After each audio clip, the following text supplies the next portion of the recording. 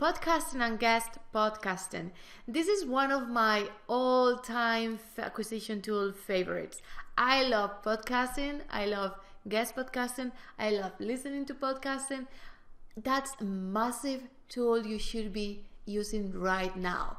Okay, let's start by the beginning. If you want to start your own podcast, it's a hell of a lot of work. So I don't know if you want to start your own podcast. You should think about that.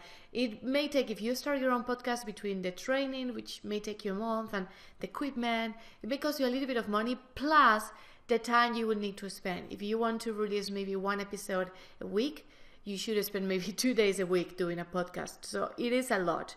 If you want to get the benefits of podcasting, but not doing the main job, the main editing and finding interviews, go for guest podcasting.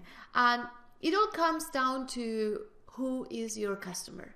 Because what you want to do is you want to speak in podcasts where your niche consumer, when he is listening to you.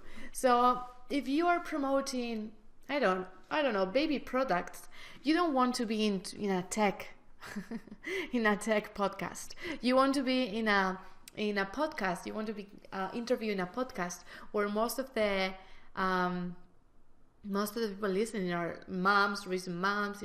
You want to have that public. So I love John Lee Dumas, for example. If you think about starting a podcast, go ahead and click on the Podcasters Paradise link here, or just Google him. He has the best podcast course in the web now. He is amazing. He's making 6 figures plus every month on podcasting. He knows how to do it, and you should follow his steps.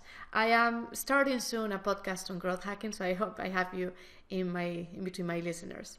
In the next lesson, we will talk about landing pages.